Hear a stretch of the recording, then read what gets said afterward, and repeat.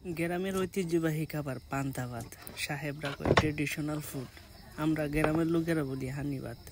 প্রত্যেক দিন সকালে নাস্তা হিসাবে পানি ভাত খাইতে পারলে শরীরের জন্য অনেক বেশি ভালো। তো এই সকালবেলা ঘুম থেকে উঠেই আদ দে বাদ দে মরিচ দে ফেস দে ভালো করে মাখাইয়া পানি ভাত খাইয়া শরীরে সাঙ্গা করে লইলাম।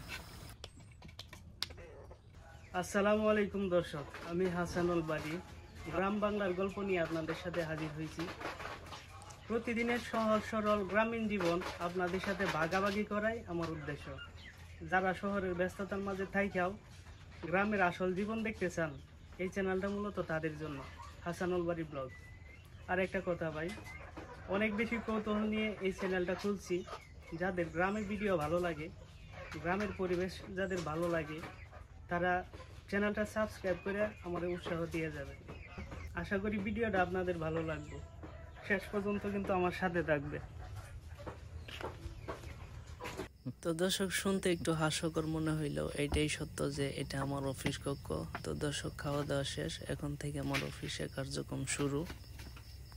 গ্রামীণ গল্প, গ্রামীণ কাজকর্ম, গ্রামের সহজ সরল জীবনধারা নিয়ে আজকের এই ভিডিও, একদম রিয়েল ব্লগ। শুরু থেকে শেষ পর্যন্ত ভিডিওটা দেখতে থাকুন, আশা করি সবার অনেক অনেক ভালো লাগবে। তো প্রথমেই আমি হাঁস মুরগির জন্য খাবার রেডি করে লইলাম। অল্প একটু মুরগির গুঁড়ি, অল্প ভুসি, সাথে চাউলের কুড়া এবং অল্প ভুট্টার পাউডার, সাথে মিশাই দিলাম কিছু পানি। এখন এই সব কয়টা আইটেম পানির সাথে ভালো করে মিশায় পেস্টের মতো করে তৈরি করে নিলাম। এইগুলো আমার মুরগির সামনে নিয়ে দিলে 2 মিনিটে খায় সব কিছু শেষ করে দিব। আর মুরগির এরকম ভাবে খাওয়াইতে পারলে লাভটা একটু বেশি হয়, খরচটা একটু কম হয়।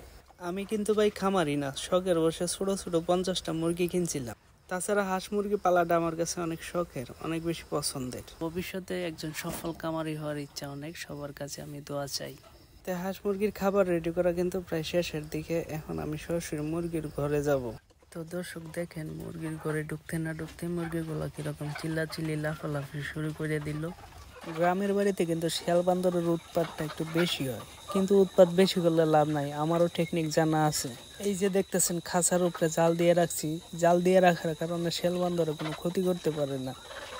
জালটা খুলতে খুলতে মুরগিগুলার আর সহ্য হইতেছে না, খাওয়ানোর লেগে পাগলা হয়ে গেছে। এইগুলারে খাবার যতই দেওয়া যাবো ততই খাবো। রাত্রে আমার মুরগির ঘরে লাইট দেওয়া নাই, রাত্রে যদি লাইট থাকতো রাত ভর খাই। অবশেষে আমার জাল খোলা শেষ, এখন আমি মুরগিরে খাবার দিয়ে দিব, দেখেন কেমনে পাগলা হয়ে খায়। অবশ্য দেশি মুরগি পালার একটা সুবিধা আছে, সুবিধাটা হইলো অন্যান্য মুরগির যেমন রোগবালাই বেশি হয়, দেশি মুরগির কিন্তু এতটা রোগবালাই হয় না। আমরা যারা গ্রামে থাকি এমন কোনো পরিবার নাই যারা হাঁস মুরগি পালা পছন্দ করেন। আপনারা যারা আছেন হাঁস মুরগি পালা পছন্দ করেন, অবশ্যই ভিডিওতে একটা কমেন্ট করে জানান দিয়ে যান। যে কাঁচাটা দেখতেছেন, এটার মিস্ত্রি কিন্তু আমি নিজেই ইউটিউব দেখে দেখে নিজে বানিয়ে লাইছি। এরকম খাঁচার মধ্যে দেশি মুরগি পাললে কিন্তু একটা সুবিধাও আছে। এটা হইলো 2 তলা বিশিষ্ট একটা মুরগির খাঁচা। এরকম সিস্টেমে খাঁচা বানায় মুরগি পাললে মুরগির গায়ে কোনো সময় ময়লা লাগে না, ময়লা যা আসে সব নিচ দিয়ে বইরে যায়, যার কারণে মুরগিগুলো রোগমুক্ত থাকতে পারে, সব সময় সুস্থ সবল থাকতে পারে। তাছাড়া এই খাঁচাটা বানাইতে কিন্তু আমার বেশি টাকা খরচ হয় নাই, মাত্র 972 টাকা খরচ করে আমি কিন্তু এই টোটাল খাঁচাটা তৈরি করে ফেলছি। শুধু যে মাত্র 972 টাকা খরচ হয়েছে তা কিন্তু না, ঘটনা হইলো আমি 36 টাকা দরে 27 ফুট নেট বাজার থেকে শুধু কিনে লিয়েছিলাম। আপনারা কেউ যদি মুরগি পালার লাগি এই ধরনের খাঁচা বানাইতে চান, তাহলে অবশ্যই ইউটিউবে একটু সার্চ করে ভিডিও দেখে নেবেন। তাছাড়া কমেন্ট করে আমরা জানাইতে পারেন এই খাঁচাটা তৈরি করার লাগে টোটাল আমার কিরকম টাকা খরচ হয়েছে, একটা কমপ্লিট একটা ধারণা দিব ইনশাল্লাহ। ভাই, এটাই আমার প্রথম ব্লগ ভিডিও, জানি না আমার কথাবার্তাগুলো আপনাদের কাছে কিরকম লাগতেছে। যদি আমার ভিডিওটা আপনাদের কাছে বিরক্তিকর মনে হয় তাহলে ক্ষমা সুন্দর দৃষ্টিতে দেখবেন। পরবর্তীতে যে ভিডিওগুলো আপলোড করব অবশ্যই সম্পূর্ণ গ্রামীণ পরিবেশে এবং আপনাদের ভালো লাগার মতো করে আপলোড করব ইনশাআল্লাহ। তো বাড়িতে মেহমান চলে আসছে, আমার আর কষ্ট করে বাজারে যেতে হইলো না, চট করে ধরে ফেললাম একটা মোরগ। আর আমরা গ্রামের মানুষ, সবকিছু আমাদের জন্য সহজ, কোনো কিছুর জন্য প্যারা নিতে হয় না। আমরা যারা গ্রামে থাকি সবাই সহজ সরল সুস্থ সুন্দর জীবনযাপন করি, কিন্তু সবাই অনেক পরিশ্রমী। সবাই যে খুব বেশি পরিশ্রমী ওইটা বলাটাও কিন্তু ভুল আছে, কারণ কিছু কিছু লোক আছে এরকম যারা আইসের ক্ষেত। তো হাঁস মুরগিগুলারে 2 বেলা খাইতে দেওয়ার পাশাপাশি আমি কিন্তু মাঝে মাঝে চাউলও দেই, খুদিও দেই, কিন্তু এগুলো কিন্তু হিসাবের ভিতরে ধরেই না। 2 বেলা 50টা মুরগির পেট ভরে খাইতে দিলে আমার কিন্তু 50 থেকে মাত্র 55 টাকার মতো খরচা পড়ে। তো এখন আমার হাঁস মুরগি খাওয়ানোর পর্ব শেষ, এখন পরিষ্কার করার পর্ব শুরু।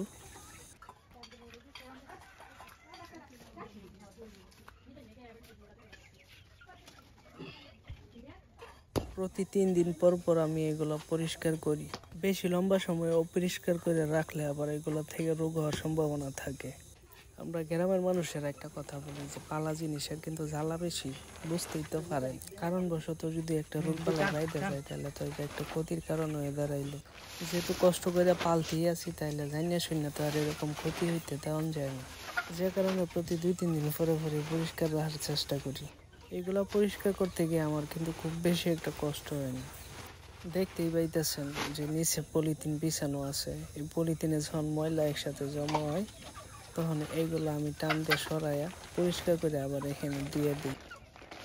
নিচের পলিথিনের ময়লা একসাথে জড়ো করা শেষ। এখন আমি উপরের যে ময়লার পলিথিনগুলো আছে এগুলা একসাথে করতেছি। একসাথে করে এখন এগুলো পুকুরে নিয়ে যাব। এই যে ময়লাগুলো আছে মুরগির, এইগুলো যে শুধু মুরগির ময়লা তা কিন্তু না, এগুলো কিন্তু আমরা মাছের খাদ্য হিসেবে ব্যবহার করি। এখানে যে দেখতেছেন মুরগির বীজটা, এগুলা কিন্তু কম না। প্রতি 3টা পলিথিন বিছানো আছে, উপরে 2টা নিচে একটা। এগুলাতে প্রায় 8 থেকে 10 কেজি মুরগির পিসটা হয়। এগুলা পুকুরে দিলে পুকুরের মাছ অনায়াসে খায়া পুকুরে মাছও বড় হয়। পলিথিনগুলো এখান থেকে সরাই দেওয়ার পরে কিছুক্ষণ এই জায়গাটা অবশ্যই ফাঁকা থাকবে। তো মুরগিগুলো মলত্যাগ করার পরে যেন জায়গাটা অপরিষ্কার না হয়ে যায় এই জন্য কিছু তুষ, কিছু কুড়া, কিছু ছাই এখানে মিশিয়ে ছিটাই দিয়ে দিলাম। পরবর্তীতে যেন মুরগির মলগুলো সহজেই ঝাড়ু দিয়ে নিয়ে আসতে পারি।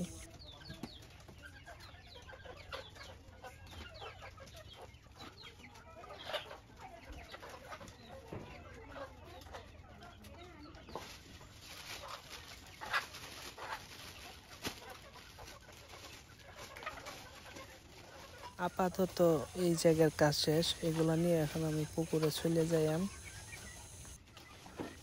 তো আমার আবার একটা অভ্যাস আছে, গান কিন্তু পারি না, কিন্তু যখন বোরিং লাগে তখন একটু আধটু গান বলি। তো দর্শক, এখন গান বলতে বলতে আমি কিন্তু আমাদের পুকুর পাড়ের দিকে চলে যাইতেছি। যেটা হচ্ছে আমাদের বাড়ির আঙ্গিনা, আঙ্গিনা থেকে একটু সামনে গিয়েই পুকুর। অবশেষে চলে আইলাম পুষ্কুনির পাড়ও। এখন এগুলা পুষ্কুনির মধ্যে ভালো করে ধুইমু।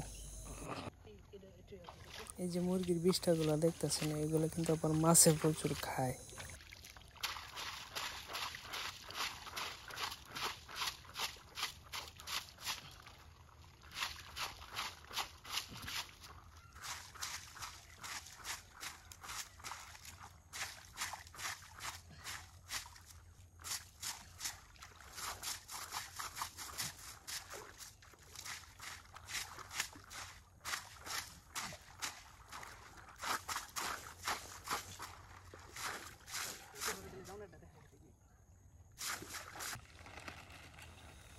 পলিথিনগুলো ধোয়া শেষ, এখন এগুলা নিয়ে বাড়িতে যাইতেছি।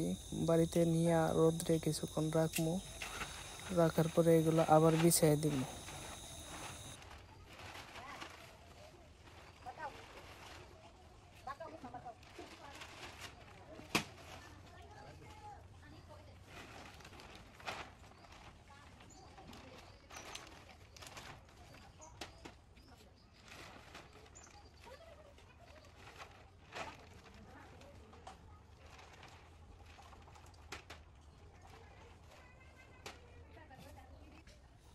পলিথিনগুলো কিছুক্ষণ রোদে রাখার পরে এগুলো শুকায় গেল। তো এই পলিথিনগুলোরে আবার আগের জায়গায় নিয়ে বিছিয়ে দেওয়া লাগবে।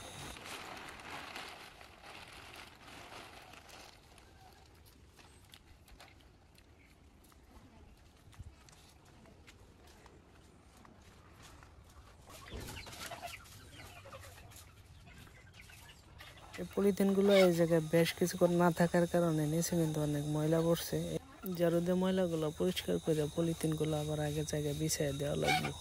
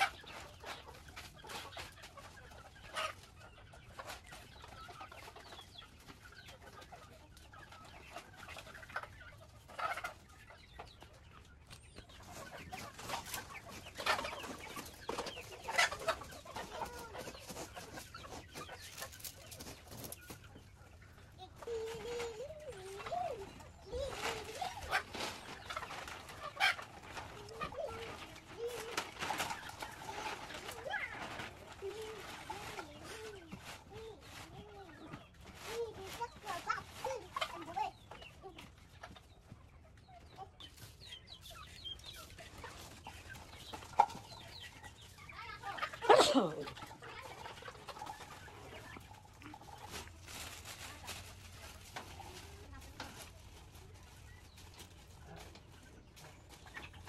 দর্শক, এখানকার কাজ মোটামুটি ভাবে শেষের দিকে। এটা ছিল সারাদিনের আমার কাজের মধ্যে ছোট্ট একটা অংশ।